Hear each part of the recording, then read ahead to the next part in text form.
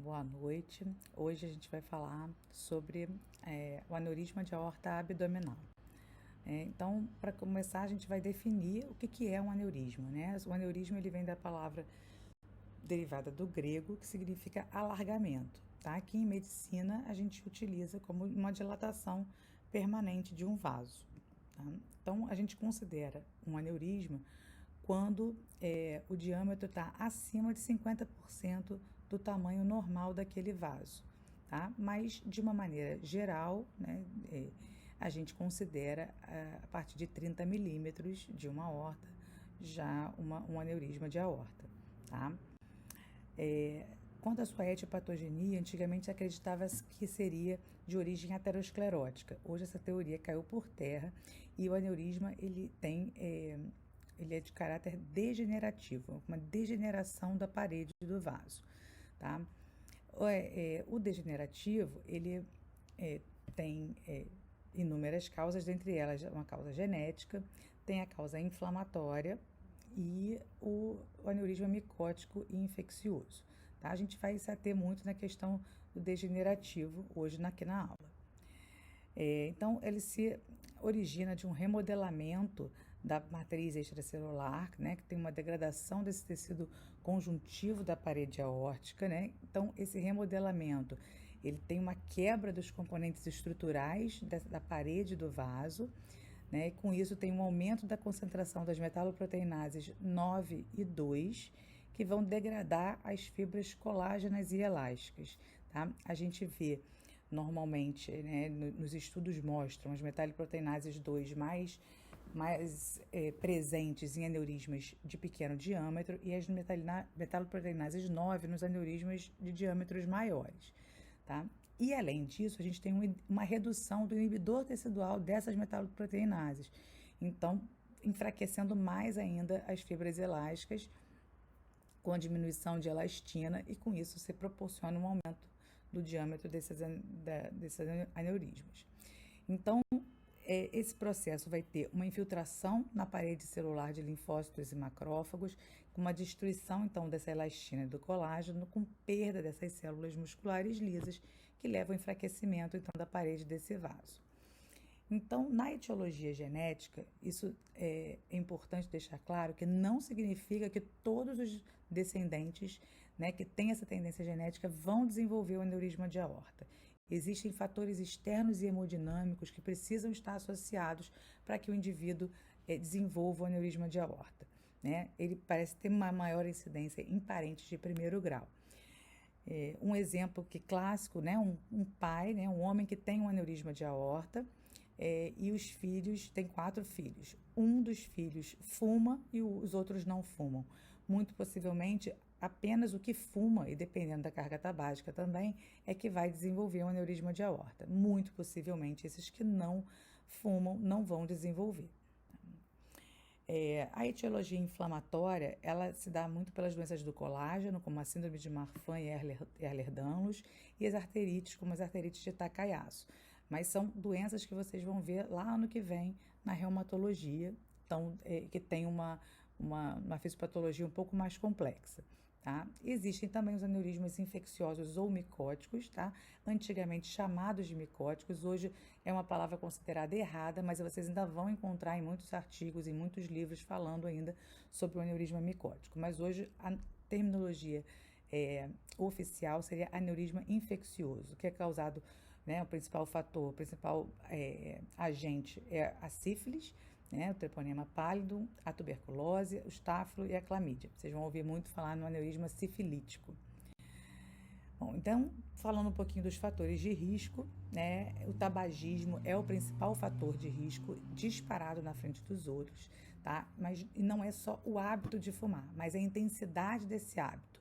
Quanto maior a carga tabágica, maior a chance desse indivíduo desenvolver um aneurisma de aorta, tá? Então, o sexo masculino, os homens têm mais proporção a desenvolver aneurisma de aorta na proporção de 4 homens para uma mulher, sendo que as mulheres tendem a ter um curso mais grave da doença, com maior chance de ruptura, né? A idade avançada, né, a partir de 60 anos, é mais comum acontecer. A história familiar mas daquela forma que eu expliquei para vocês, né, em relação à genética, a hipertensão arterial sistêmica, a raça branca e a hipercolesterolemia. Eles podem ser divididos, né, em quatro grandes grupos, né? O aneurisma infrarrenal, que é aquele que existe uma distância entre a artéria renal mais baixa e o início do aneurisma de no mínimo 15 milímetros, né, 1,5 centímetros. A gente tem o aneurisma justa-renal, que a distância entre a artéria renal mais baixa e o início do aneurisma vai ter entre 0 e 14 milímetros, né, no máximo. Temos os aneurismas pararenais, que, como o próprio nome está dizendo, as artérias renais saem já da dilatação aneurismática. E temos os aneurismas tóraco-abdominais, que é quando ele começa a atingir as artérias viscerais. Quando ele já atinge a mesentérica superior, ele já é considerado um tóraco-abdominal. Uma outra classificação dos aneurismas é quanto à sua conformação. Ele pode ser fusiforme ou sacular. O fusiforme é quando ele acomete toda a circunferência da parede do vaso, né, da parede da aorta, de uma maneira uniforme. Ele cresce uniformemente em toda a circunferência. E o sacular é aquele que cresce só numa determinada parede da aorta. A outra parede está mais íntegra. Então, esse é um aneurisma que tem uma maior chance de ruptura. Então, o diagnóstico normalmente os pacientes são assintomáticos, normalmente é um achado incidental em algum exame de rotina que o paciente vá fazer. Quando apresenta dor lombar e um desconforto abdominal, isso significa que o paciente pode ter um aneurisma realmente grande e que está em expansão aguda ou em uma ruptura. E a gente vê, normalmente, uma massa abdominal pulsátil e o paciente... ele chega para a gente, quando ele chega normalmente, não no ambulatório da especialidade, mas ele vai chegar para vocês na clínica da família ou como clínico de primeira vez e vai falar: doutor, parece que tem um coração na minha barriga. Isso é a descrição clássica. Quando eles já chegam para a gente na vascular, eles já estão com o diagnóstico normalmente fechados, então eles já não falam tanto. Mas vocês, como generalistas, vocês vão encontrar muito essa queixa, com coração na barriga. E aí vocês têm que ter cuidado ao fazer o exame físico para não ter também um diagnóstico equivocado, porque uma tortuosidade na parede da aorta, o paciente magro ou uma tumoração em cima da aorta, ela pode provocar essa expansibilidade, né, anterior e lateral. Normalmente mais anterior. A lateral, com experiência, vocês vão ver que se for um tumor em cima da aorta, ele não vai ter expansibilidade lateral, tá? Então, no exame físico, se vocês observarem, só na ectoscopia, vocês já podem observar a presença do aneurisma com esse abaulamento, né? Obviamente, a imagem da esquerda, um aneurisma menor, né? E da direita, eu venho com um exemplo de um aneurisma muito grande, né? Um aneurisma de proporção fora do comum da gente ver. Isso aí, o paciente na mesa cirúrgica, né? A gente já começando a asepsia deles, para vocês verem a pulsatilidade do aneurisma.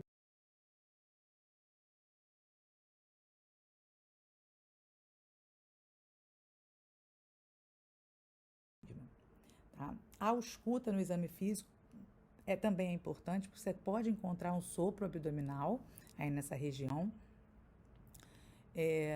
E de exames complementares, o raio-x de abdômen não é um exame adequado, mas às vezes a gente pode observar aí a parede da aorta calcificada e aí você consegue ver uma dilatação.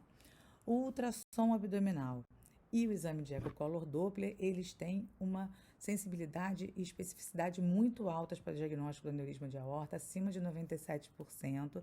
Então, é o exame de rotina que a gente faz para screening e acompanhamento desses aneurismas. Tá?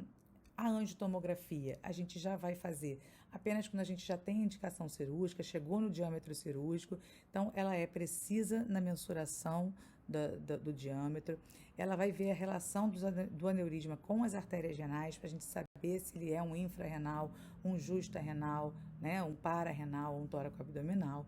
Ela vai ver a calcificação da parede do vaso, que isso é extremamente importante para a gente. tá?